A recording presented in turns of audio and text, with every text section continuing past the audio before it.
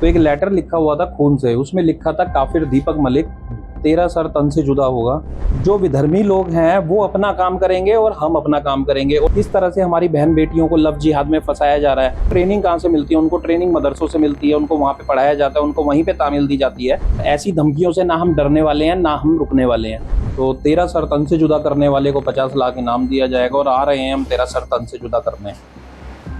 हमारे साथ हिंदू मोर्चा के अध्यक्ष दीपक मलिक जी हैं और दीपक मलिक जी को लगातार पिछले कई दिनों की अगर बात की जाए तो उनको फोन कॉल के जरिए धमकी मिल रही थी और आज सुबह सुबह एक खून से लिखा हुआ लेटर मिलता है जहां पर उनको बोला जाता है कि दीपक मलिक को सर तन से जुदा के जो बात है वो इस लेटर में कही गई थी। और आपको बता दें कि दीपक मलिक लगातार लव जिहाद में फंसी हुई बच्चियों को बचाने का काम करते हैं, जो अवैध तरीके से नमाजें पढ़ते हैं सड़कों पर उसके खिलाफ काम करते हैं और मदरसों में जांच के लिए भी जो शिकायतें हैं लगातार दी जाती है और इसी मुद्दे पर लगातार काम कर रहे हैं। दीपक मलिक जी हमारे साथ बातचीत करने के लिए मौजूद है। दीपक जी, आज सुबह ये लेटर मिला है, लेटर में क्या लिखा था और किस तरह लिखा था और क्या लग रहा है कि किसने भेजा होगा आपको?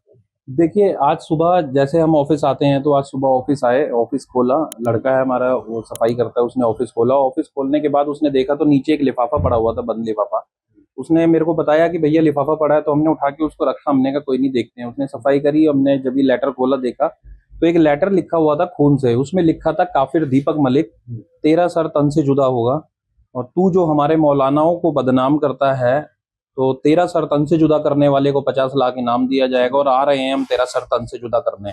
अल्लाह अकबर। और अल्लाह ही तेरा हिसाब करेगा, तुझे दोजक की आग में जलना पड़ेगा। इस तरीके से मतलब कुछ शब्द लिखे हुए थे, तो मुझे पूरी तरह से याद नहीं है अभी। जो लिखा था उसमें इस तरीके से शब्द लिखे थे और ये ऐसे ऐसे करके धमकी दी गई थी उसके अंदर। उसके बाद मैंने 112 पे कॉल करी और मौके पर पुलिस आई और पुलिस के कुछ अधिकारी और आए, यहाँ पे काफी पुलिस वाले आए और मुझे थाने बुलाया गया। एसएचओ साहब से मेरी बात हुई और एसएचओ साहब ने तुरंत मेरी शिकायत दर्ज करके और मुझे आश्वासन दिया कि आप अपना ध्यान रखें और हम आपके साथ हैं। और इससे पहले भी आपको कॉल के जरिए भी धमकी आ रही थी, अब इस तरह का लेटर आया है, क्या लग रहा है कि एक सोच समझी साजिश के तहत आपको डराना चाहते हैं, धमकाना चाहते हैं? और इस तरह क्योंकि आप लगातार जो जिहाद में फंसी हुई बच्चियां हैं उनको बचाने का काम करते हैं, जो अवैध तरीके से मदरसे चलाए जाते हैं उनकी जांच के लिए आप जो शिकायतें हैं वो करते हैं, क्या लगता है ये एक बड़ा कारण? देखिए, जो विधर्मी लोग हैं वो अपना काम करेंगे और हम अपना काम करेंगे। और जिस तरह से हमने लगातार किस तरह से हमारी बहन बेटियों को लव जिहाद में फंसाया जा रहा है और किस तरह से उनको जो ट्रेनिंग मिलती है, उनको ट्रेनिंग कहाँ से मिलती है? उनको ट्रेनिंग मदरसों से मिलती है, उनको वहाँ पे पढ़ाया जाता है, उनको वहीं पे तामील दी जाती है। तो हमने लगातार उनकी जांच करने के लिए और उन लोगों के खिलाफ हमने काम किया है जो हमारी बच्चियों को फंसाते हैं। और अभी मैं किसी के ऊपर आरोप तो लगा नहीं सकता, लेकिन जिस तरह से लेटर में लिखा है ना कि हमारे मौलानाओं को बदनाम करने के लिए, तो हम उन मौलानाओं को, मैं ये कहना चाहूंगा आपके चैनल से कि हम मौलानाओं को बदनाम नहीं कर रहे, हम उन मौलानाओं के खिलाफ कर रहे हैं कि जो इस तरह की मानसिकता रखकर हिंदू बच्चियों को लव जिहाद में फंसाकर या मौलाना जो मदरसों के अंदर ऐसी शिक्षा दी जाती है कि हिंदू बच्चों को टारगेट, उनके खिलाफ काम करते हैं। पहले भी जो आपको कॉल के जरिए धमकी आई है? हाँ, पहले भी मुझे 24 अप्रैल को धमकी आई थी। निहाल विहार थाने में उसकी शिकायत दर्ज है और पुलिस वालों ने फिर उसकी जांच करी तो नंबर कहीं राजस्थान का मिला।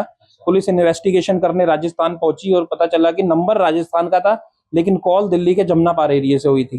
अच्छा, जो अभी जो लेटर आया है वो एक खून से लिखा हो गया है, तो क्या एक मैसेज देने की आपको कोशिश करी है? आपको जो जिस काम को आप लगातार कई लंबे समय से कर रहे हैं, क्या उस काम को बाधा डालने के लिए रोका, इस तरह से लेटर है धमकाने की कोशिश कर रही है? देखिए, ऐसी धमकियां आती रहती हैं लेकिन हमारा जो काम है हमारी बच्चियों को बचाने का, हम उस काम से पीछे हटने वाले नहीं है। हमारा काम निरंतर चलता रहेगा और ऐसी धमकियों से ना हम डरने वाले हैं ना हम रुकने वाले हैं।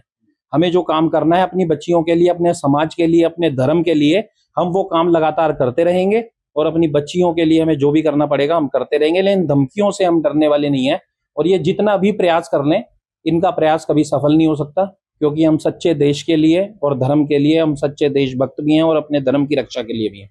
पहले कॉल, अब लेटर खून से भरा हुआ, क्या लगता है, डर लगता है इस तरह की जो धमकियां मिलती हैं, आप जो काम करते हैं इस तरह के, अब लेटर भेज दिया गया है, डर का माहौल थोड़ा समझता है? देखिए, अगर डर लगता तो पहली बात हम ये काम करते ही नहीं है, लेकिन आज मुझे जिस तरह से धमकी दी गई उसके बाद प्रशासन ने इतनी स्पीड से जो काम किया, तो मैं सबसे पहले प्रशासन का भी धन्यवाद करूंगा। हमारे जो पंजाबी बाग थाने में जब मैंने शिकायत दर्ज कराई, यहाँ के एसएचओ साहब का धन्यवाद करूंगा कि उन्होंने इतनी जल्दी शिकायत दर्ज करी और अपनी टीम को भेजा और पूरी इन्वेस्टिगेशन करने टीम लगा दी है। तो मैं उनका धन्यवाद करूंगा और हमें डरने वाले हम नहीं है, क्योंकि हमारा प्रशासन, हमारा समाज, हमारे लोग हमारे साथ हैं।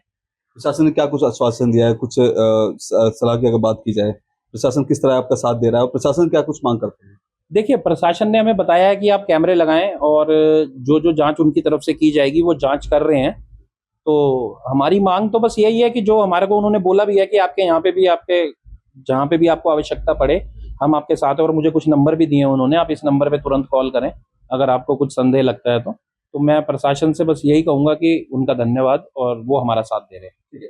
देखिए, ये थे दीपक मलिक जी। उनका साफ तौर पे ये कहना है कि जिस तरह से एक खून से भरा हुआ जो लेटर है, वो सुबह जब अपने ऑफिस आते हैं, ऑफिस खोलते हैं, तो एक लिफाफे के अंदर वो लेटर होता है। लेटर को जब खोलते हैं तो खून से भरी हुई उनको धमकियां दी जाती है। सर तन से जुदा की जो बात है उसमें कही जाती है, अल्लाह अकबर जैसे शब्दों का इसमें इस्तेमाल किया जाता है। और क्योंकि आपको बता दें कि दीपक मलिक पिछले कई लंबे समय से लगातार उन अवैध मस्जिदों में, उन अवैध मदरसों में जो अंदर जो काम चल रहा है, उनकी जांच के लिए जो आवाज है वो उठाते हैं। लगातार जो बहला फुसला के हिंदू बच्चियों को लव जिहाद में फंसाया जाता है, उनके खिलाफ आवाज उठाते हैं। और ऐसे कई सारे मामले हैं जहां पर बच्चियों को ये खुद रेस्क्यू करके लेकर के आते हैं, और यही बात है शायद उन लोगों को नापसंद आ रही हो, और इस वजह से इस तरह की जो धमकियां हैं लगातार दीपक मलिक जी को दी जा रही है। हालांकि इस पूरे मामले पर प्रशासन के साथ में है, उनको आश्वासन दिया गया है कि जो आसपास में जो कैमरे हैं उनको लगवाया जाए, और किसी भी तरह की कोई समस्या होती है तो पंजाबी बाग थाने के एसएचओ साहब खुद इनकी मदद के लिए तत्पर खड़े रहेंगे। कैमरा पर्सन कमलेश कुमार के साथ मैं संदेश सक्सेना, पंजाब केसरी.com, दिल्ली।